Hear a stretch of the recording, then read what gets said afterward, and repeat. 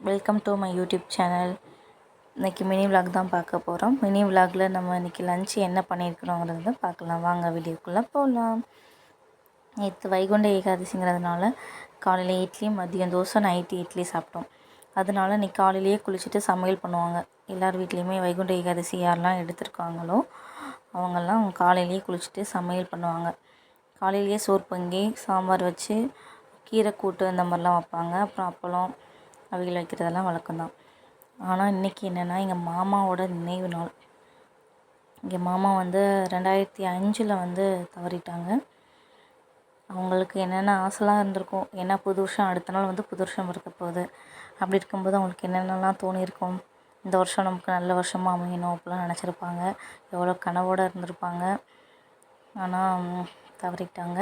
இன்றைக்கி நாங்கள் மாமாவுக்கு சாமி கும்பிட்ணுங்கிறதுனால சாம்பார், அவியல், அப்பளம், பாயாசம், வடை எல்லாம் செஞ்சு சாமி கும்பிட போகிறோம். இது வைகுண்ட ஏகாதசி எடுத்திருந்தோம் இல்லையா, அதனால் காலையிலேயே சமையல் பண்ணுறதுனால காலையிலேயும் இதே சமையல் தான், மதியமும் இதே சாப்பாடு தான். அதனால் கொஞ்சம் அதிகமாகவே பண்ணிட்டேன். அவியலுக்கு நிறைய காய்கறி வெட்டி வச்சிட்டேன், எல்லா காய்கறியும் வெட்டி வச்சிட்டேன். ஆனால் ஒன்றே மிஸ்ஸிங். அது இருந்தால் இன்னும் அவியல் கொஞ்சம் டேஸ்டியாக இருந்திருக்கும், நல்லா இருந்துச்சு. நான் மிளகாய் கட் பண்ணி சேர்த்துருக்கேன். நிறைய பேர் தேங்காய் கூட அரைச்சி போடுவாங்க. நான் என்னோடய எக்ஸ்பீரியன்ஸை ஷேர் பண்ணிக்கிறேன். வாழ்க்கையில் நம்ம கூட ஒருத்தங்க இருப்பேன்னு சொல்லுவாங்க. ஆனால் அவங்க கடைசி வரை நம்ம கூட இருக்க மாட்டாங்க. ஏன் இப்படி சொல்கிறேன் அப்படின்னா, என்னோடய வாழ்க்கையில் என் சிஸ்டர் அப்படி தான் என் கூடவே இருப்பேன்னு சொன்னான். ஆனால் இப்போ இல்லை. ஆனால் நான் ஒன்று கேள்விப்பட்டிருக்கேன். அதாவது ஒருத்தங்க இறந்துட்டாங்க அப்படின்னா, அவங்க இறந்து ஒரு 20 நிமிஷமோ எவ்வளோ டைம் சரியாக தெரியல, ஆனால் ரீகால் பண்ணுவாங்களாம். நம்ம ஆரம்பத்தில் இருந்து சின்ன வயசுலேருந்து நம்ம என்னென்ன பண்ணோம், என்னென்ன இப்போ வரைக்கும், இப்போ உயிரோடு இருக்கிறதுக்கு முன்னாடி எவ்வளோ நடந்திருக்கோ அவ்வளோ வரைக்கும் மறுபடியும் அவங்களுக்கு மெமரியில் வந்துட்டு போகுமா. அந்த மாதிரி வந்துட்டு போகுமா. ஆனால் நம்ம பேசுவோம். ஆனால் அவங்க இறந்துட்டாங்க. நம்ம பேசுவோம், ஆனால் அவங்க காதில் அது விழாது. ஆனால் அந்த இறந்த 20 நிமிஷம் அவங்களுக்கு அவங்க பழைய ஞாபகம்லாம் வந்துட்டு போகும். அந்த மாதிரி தான் என்னமோ தெரியல. என்னோடய மொபைல் ஒன்று யூடியூப் வீடியோ எடுக்கணும் அப்படின்னு சொல்லி எடுத்துக்கிட்டு இருந்தேன். திடீர்னு ஒரு நாள் என்ன பண்ணிடுச்சு, செல்லு கீழே விழுந்துட்டு டிஸ்பிளே போயிட்டு நம்ம ஏதோ டச்சு அமுக்கிறோம், ஆனால் அது என்னமோ வேறு எங்கேயோ போகுது. அப்படி இல்லைன்னா கோடு விழ ஆரம்பிச்சிருது. எப்படி ஒருத்தங்க இறந்தவங்க கிட்ட நம்ம பேசும்போது நம்ம பேசுகிறது அவங்களுக்கு கேட்கலையோ, அதே மாதிரி தான் இந்த மொபைல் டிஸ்பிளே போனதுக்கப்புறம் நம்ம யூஸ் பண்ணுறது அது தெரியாமல் அது பாட்டுக்கு வேறு எங்கேயோ டச்சு போயிட்டே இருக்குது. அப்புறம் அதை என்ன பண்ணுறது அப்படின்னு சொல்லி கடையில் கொடுத்து சர்வீஸ் கொடுத்து வாங்கிட்டேன். என்னோடய பழைய ஐடி எல்லாமே போயிடுச்சு. என்னோடய ஜிமெயில் ஐடி எல்லாமே போயிட்டு, இப்போது இது நான் 2வதாக யூடியூப் சேனல் ஓப்பன் பண்ணியிருக்கேன். இதுக்கு முன்னாடி நான் வச்சுருந்த நிறைய யூடியூப் சேனல் நான் ஓப்பன் பண்ணியிருந்தேன் ஐடிலாம். ஆனால் எல்லாமே போயிடுச்சு. கண்டென்ட் ஒழுங்காகவே போடலை. அது மட்டும் இல்லாமல் ஒழுங்காகவே குவாலிட்டியாகவும் போடல. இது 2வதாக ஓப்பன் பண்ணியிருக்கேன். இந்த சேனல் உங்களுக்கு பிடிச்சிருக்குன்னு நான் நம்புகிறேன்.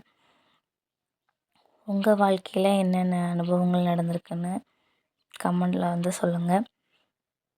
நேற்று ஏகாதசிங்கிறதுனால கோயில் போகலான்ட்டு இருந்தேன். காலையிலேயே குளித்து எல்லாமே சமையல்லாம் முடிச்சுட்டு கோயில் போகலான்ட்டு இருந்தேன். ஆனால் கோயில் போகலை. சரி, அவங்களுக்கு ஒர்க் இருக்குன்ட்டாங்க. என்னோடய ஹஸ்பண்ட் ஒர்க் இருக்குன்ட்டாங்க. சரி, ஈவினிங் போய்க்கலாம் அப்படின்னு நினச்சேன். அதுக்கப்புறம் பாப்பா கிளம்புறதுக்கு டைம் ஆகிடுச்சு.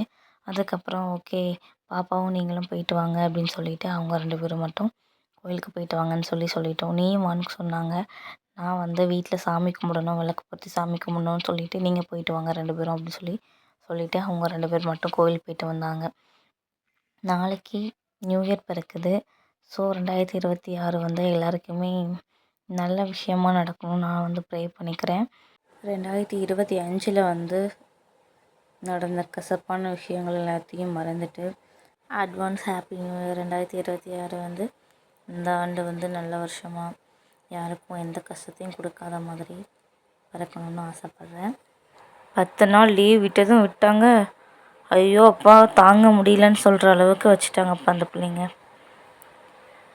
வீட்டில் உள்ள வேலை சரி, 10 நாள் லீவ் இருக்குது, அந்த லீவ் டைமில் லேட்டாக எழுந்திரிக்கலாம், லேட்டாக எழுந்திரிச்சிட்டு லேட்டாக சமையல் பண்ணிக்கலாம். காலையில் சமையலை காலையில் பண்ணிக்கலாம், மதியம் லஞ்சை மதியம் பண்ணிக்கலாம், நைட்டுக்கு நைட்டு பண்ணிக்கலாம் அப்படின்னு சொல்லி நினச்சா அதுக்கெல்லாம் சேர்த்து வச்சு இந்த பிள்ளைங்க பண்ணுதுப்பா பாடாப்படுத்துது. இந்த பிள்ளைங்க படுத்துகிற பாடுக்கு ஐயோ ஸ்கூல் வச்சாலே பரவாயில்லங்கிற மாதிரி இருக்குப்பா. அவங்க ஸ்கூல் போனால் கூட காலையில் சமையல் பண்ணால் கூட மதிய சமையலும் சேர்த்தே காலையில் பண்ணிடலாம். அதுக்கப்புறம் பிள்ளைங்கள ஸ்கூலுக்கு அனுப்பிட்டு அதுக்கப்புறம் ஃப்ரீயாக தான் இருக்கும். ஆனால் இப்போ இவங்க பண்ணுறத பார்த்தா ஐயோ தாங்க முடியலடா சாமி. இதே மாதிரி உங்கள் வீட்லேயும் சுட்டீஸ் இருக்காங்களா? அவங்க சேட்டை பண்ணுவாங்களா, இல்லை என் வீட்டில் உள்ள சுட்டீஸ் தான் இப்படி சேட்டை பண்ணுறாங்களான்னு தெரியல. ஸ்கூலில் கொடுத்த ஹோம்ஒர்க்லாம் இப்போ முடிக்க மாட்டாங்க, அந்த லீவ் டைம்லலாம் முடிக்க மாட்டாங்க. இந்த லீவு முடிஞ்சு ஓப்பன் ஆகுறதுக்கு ஒரு நாள் முன்னாடி உட்காந்து செய்வாங்க பாருங்கள். ஐயோ அப்பா, இந்த அனுபவம் யாருக்கெல்லாம் ரெக்கமெண்ட் பண்ணி. எங்கள் பாப்பா வந்து வீட்டில் வந்து ஏதாச்சும் ஐஸு அந்த மாதிரி ஏதாச்சும் டெய்லி வரும். அப்போ அதை பார்த்துட்டு சொல்லுவான், அப்பா கஷ்டப்பட்டு வேலைக்கு போகிறாங்களாம்மா. இந்த வீடியோஸ் பார்த்துட்டு சொல்லுவாள், கஷ்டப்பட்டு வேலைக்கு போகிறாங்களாம்மா, நான் ரொம்பலாம் கேட்கவே மாட்டேன். ஐஸ்லாம் சாப்பிட்டா பல்லு இதாயிருமா, கூலிங்காக இருக்கும், வேண்டாம்மா பல்லு வலிக்குமா அப்படின்னு சொல்லுவாள். அப்புறம் சரி பாப்பா எப்பா நல்ல வேலை திருந்திட்டா போலையே அப்படின்னு நினச்சா அடுத்த நாளே இம்மா ஐஸ் வருது பாரு அப்படிம்பா. அதான் வேண்டான்னு சொல்லிட்டியம்மா, பல்லு வலிக்கும்லம்மா அப்படின்னு சொல்லி சொன்னால், இம்மா அது நேற்றுமா, அது அப்பா ரொம்ப கஷ்டப்பட்டு வேலைக்கு போகிறாங்க, வேலை பார்க்காங்கப்பா, ஆனால் இன்றைக்கி நம்ம வந்து ரொம்ப வாங்காண்டாம்மா, ஒரே ஒரு ஐஸ் மட்டும் வாங்கிக்கலாமா அப்படிம்பா. சரி பிள்ளை ஆசையாக கேட்குதே அப்படின்னு சொல்லி வாங்கி கொடுத்தா அடுத்த நாளும் அதே மாதிரி ஆரம்பிப்பாள்.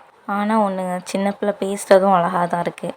அதுவும் பொண்ணு ஒரு வீட்டில் வந்து பொம்பளை பிள்ளைங்க பிறந்துட்டாவே அது சொல்லவே வேண்டாம். அவங்க பேசுகிறத ரசித்து பார்த்துக்கிட்டே இருக்கலான்னு தோணும்.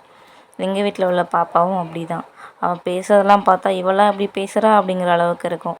நான் என் ஹஸ்பண்ட்டை ஏதாவது ஒன்று கேட்டேன்னா வாங்கி தருவாங்க, ஆனால் உடனே போய் வாங்கிட்டு வர மாட்டாங்க. அதே அவங்க பொண்ணு சொல்லிட்டாங்கன்னா உடனே போய் வாங்கிட்டு வருவாங்க. அதை வச்சு காமிச்சிட்டு பாப்பா சொல்லுவாள், பாத்தியா எங்கள் அப்பா வாங்கி தந்தாங்களே அப்படிம்பா.